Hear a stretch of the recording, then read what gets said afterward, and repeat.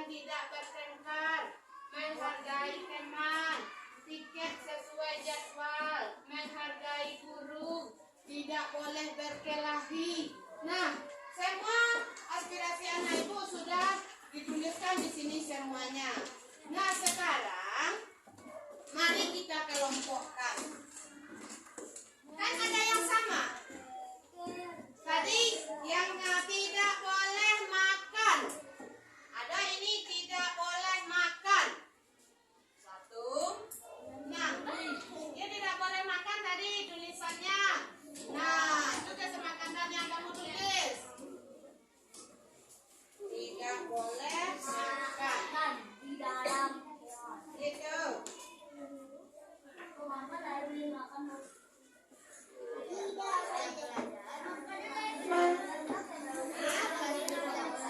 Tidak boleh makan.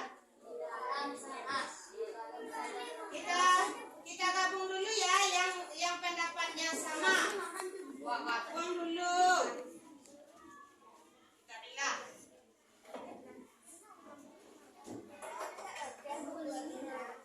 Nah, tidak boleh makan.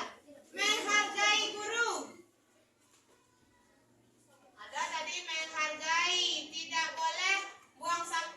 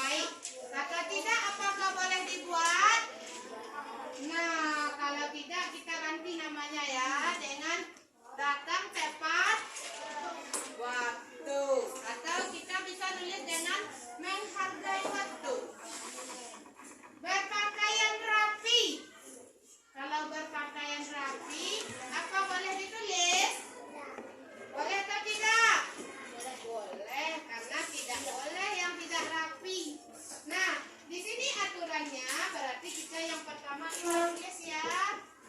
Artinya datang tepat.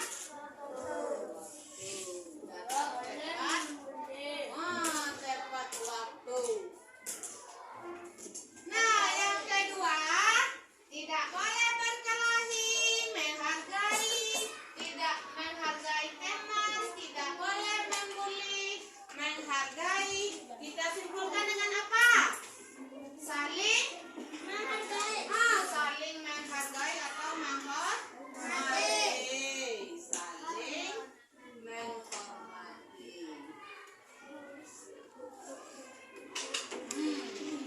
Nah, yang ketiga, tidak boleh bawa makanan ke kelas, tidak boleh makan, tidak boleh bawa makanan ke barisan, piket. Apa yang kita lakukan? Ayo aja kalimatnya. Berarti itu saling menghargai. Awak yang makan, kawan tidak. Berarti saling menghormati dan menghargai.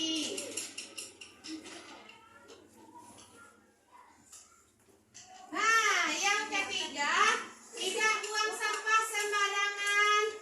Tidak membuang makanan di tempat kita duduk. Baru nampak itu. Nah, apa itu kalimatnya? Dia buang sarok. Kata tidak tadi tidak boleh. Berarti jaga kebersihan. Jaga kebersihan. Nah, yang terakhir, menyelesaikan tugas tepat waktu, buat PR, belajar dengan rajin. Nah, apa kalimatnya? Tanggung jawab. Tanggung jawab. Tanggung jawab. Nah, sudah terbentuk kesepakatan kelas kita. Nah, ada 4, datang tepat waktu, saling menghormati dan menghargai, jaga kebersihan dan tanggung jawab. Nah, kita menulis 4 kesepakatan kelas. Nah, sekarang ayo kita revisi kembali. Alah, setuju awak jauh kesepakatan wak? Alah, sekarang kita pilih ya. Mana yang anak ibu lakukan dan mana yang harus ibu yang ngerjakannya. Sekarang kita pilih nomor 1. Guru, murid. Nah, mana yang datang tepat waktu? Siapa yang ngerjakannya? Guru dan murid. Berarti untuk nomor 1 kita sama-sama mengerjakan. Aturannya gimana? Kalau guru terlambatnya berapa menit? Buat kesepakatan dulu. Barang ini ibu terlambat masuk ke kelas 15. Kalau siswanya gimana? 10. Oke. Disepakati semuanya? Setuju? Nah, guru 15, siswa 10. Yang kedua, saling menghormati dan menghargai. Siapa yang lakukan? Guru dan murid. Berarti untuk nomor 2 kita sama mengerjakan. Yang ketiga, jagalah kebersihan. Ibu juga ngerjakan? Ya. Siswa? Ya. Yuk, disepakati. Berarti ibu ikut piket dong sama kamu. Yang keempat, tanggung jawab. Siapa yang ngerjakan? Murid.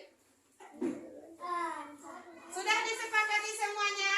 Nah, sekarang kesepakatan kelas kita sudah terbentuk. Kita sudah menyetujui siapa yang melakukannya.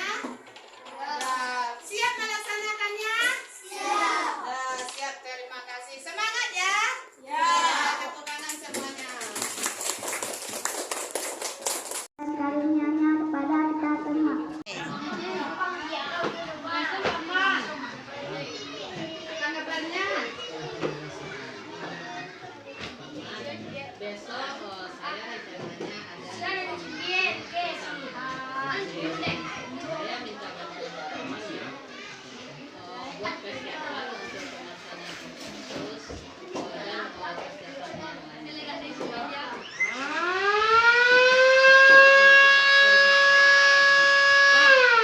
Titisnya tuh. Assalamualaikum Bu. Sesuai dengan program pendidikan guru penggerak saya, pada kegiatan modul 2.1, saya akan mengadakan diseminasi tentang budaya positif Bu. Nah, di sini saya membutuhkan fasilitas dan izin dari Ibu Kepala untuk melaksanakan kegiatan hari ini, yang rencananya akan saya laksanakan pukul 11 siang nanti Bu. Apa bisa Bu? Ya boleh. Ya, nanti dilaksanakan sesuai dengan. Ya, terima kasih Bu atas tempat dan waktunya. Dan saya di sini juga meminta kepada Ibu untuk memberikan dukungan dan bimbingannya Bu. Iya, baik. Terima kasih Bu. Assalamualaikum. Waalaikumsalam warahmatullahi wabarakatuh. Pertama dan utama sekali, marilah kita mengucapkan puji dan syukur kita kehadirat Allah Subhanahu wa taala, yang mana pada kesempatan ini kita sudah diberi waktu kesehatan untuk melaksanakan aktivitas kita hari ini, yaitu tentang pelaksanaan diseminasi budaya positif. Selawat dan salam tidak lupa kita kirimkan kepada junjungan kita, yakni Nabi besar Muhammad SAW, yang mana pada kesempatan ini telah membawa umatnya dari alam yang berpendidikan, yang tidak berpendidikan, ke alam yang berilmu pengetahuan seperti yang kita rasakan saat sekarang ini. Yang kami hormati Ibu Kepala Sekolah SDN 13 Batu Bajanjang, yang kami hormati Bapak dan Ibu Majelis Guru SDN 13 Batu Bajanjang yang sudah meluangkan waktu kepada saya untuk melaksanakan aksi nyata modul budaya positif ini. Baik Bapak Ibu, sebelum kegiatan dimulai, mari kita terlebih dahulu memecahkan suasana. Sekarang kita lakukan dulu ya Bapak Ibu, yaitu ice breakingnya. Kita bisa lakukan tepuk 1, tepuk 1, tepuk 2, tepuk 3. Nah, bisa kita ulangi Ibu, Bapak.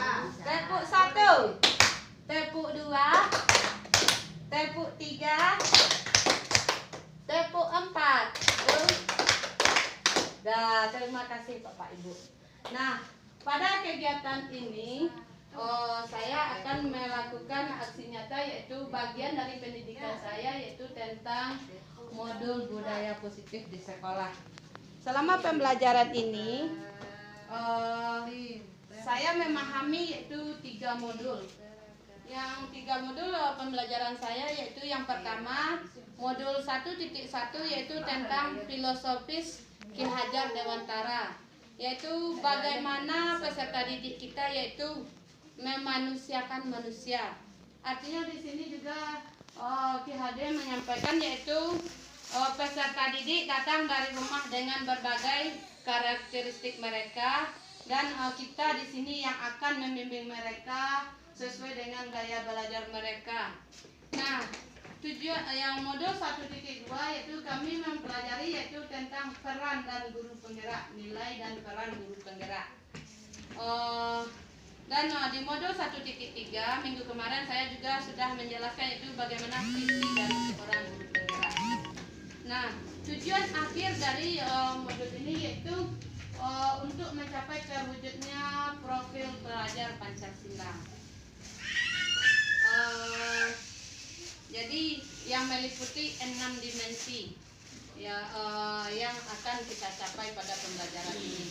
Nah, pendidikan yang kita lakukan di sini adalah pendidikan yang mengarah kepada filosofi Ki Hajar Dewantara, yaitu pendidikan adalah segala kodrat yang ada pada anak, yaitu kodrat alam dan kodrat zaman. Nah, sesuai dengan peserta didik kita yang sekarang ini, yang mereka datang dari rumah, dari berbagai kondisi lingkungan, baik itu keluarga maupun masyarakat. Itu yang dimaksud dengan kodrat alam. Sedangkan kodrat zaman yaitu bagaimana tantangan-tantangan kita untuk mendidik peserta didik kita sekarang ini. Nah, yang kedua itu pendidikan menghamba pada murid. Artinya di sini kita sebagai pendidik Bapak Ibu, yaitu mengutamakan kepentingan peserta didik kita. Apa kebutuhan mereka? Yaitu kita harus memenuhi, mengetahui apa kebutuhan mereka sebelum kita memberikan pembelajaran. Yang ketiga yaitu guru ibarat petani, sekolah ibarat lahan, murid ibarat benih. Nah, tugas kita sekarang adalah bagaimana kita mengolah lahan tersebut supaya bisa berhasil. Kita merawat tumbuhan tersebut, menyiram, menyiangi, dan membersihkan supaya tumbuh dengan bagus, dengan baik.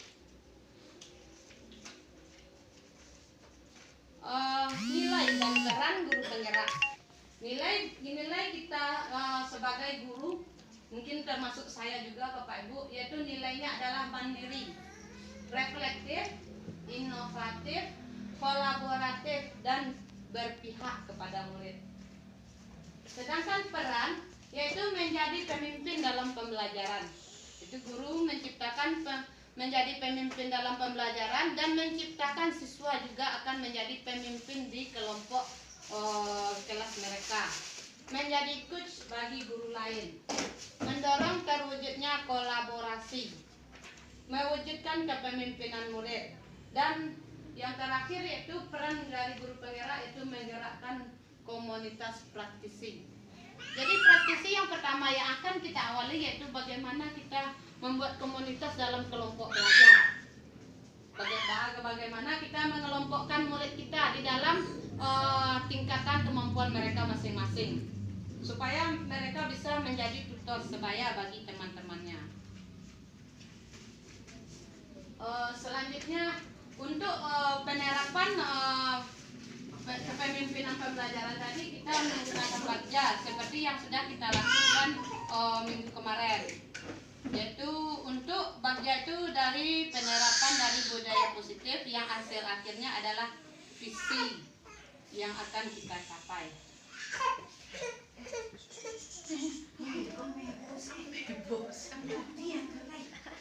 Nah, tujuan diseminasi yang akan kami laksanakan ini adalah supaya siswa kita melaksanakan praktek baik dimanapun mereka berada. Artinya siswa kita paham melakukan apa yang seharusnya mereka lakukan tanpa adanya bobot yang mereka terima setiap waktu. Nah, tolak ukur untuk pelaksanaan diseminasi ini yaitu apabila peserta didik kita tidak lagi mendapatkan bobot. Aturan sekolah kita kan memiliki bobot Bapak Ibu. Nah, bagaimana untuk penerapan budaya positif ini siswa kita tidak lagi menerima bobot di sekolah. Nah, artinya semua itu kita lakukan yaitu dengan menciptakan budaya baik, budaya positif. Nah, budaya positif kita lakukan yaitu dengan menciptakan nilai-nilai kebajikan dan keyakinan kelas. Nah, nilai kebajikan dan keyakinan kelas yaitu tujuan mulia di sini mengacu pada nilai-nilai dan prinsip baik yang dimiliki oleh seseorang. Nah, yang saya cobakan Bapak Ibu yaitu tentang bagaimana membuat keyakinan kelas. Kenapa di sini ada muncul pertanyaan gini? Kenapa tidak peraturan kelas saja, Bu? Kenapa harus keyakinan kelas? Kalau peraturan kelas, peraturan berarti ada untuk suatu terarah, menunjukkan kepada semua peserta harus melaksanakan, berarti dengan mengharuskan, artinya ada penekanan suatu perintah. Sedangkan nilai kebajikan yaitu untuk keyakinan kelas, yaitu nilai-nilai yang muncul dari diri mereka yang mereka yakini. Seperti Bapak Ibu kemarin menginginkan membuat visi. Nah, di sekolah, di kelas saya juga mencobakan yaitu keyakinan kelas. Ayo anak Ibu, sekarang kita membuat keyakinan kelas ya. Tulis apa yang ada di hati anak Ibu semuanya. Jadi Wak minta ke anak Wak, bagaimana apa yang mereka mau.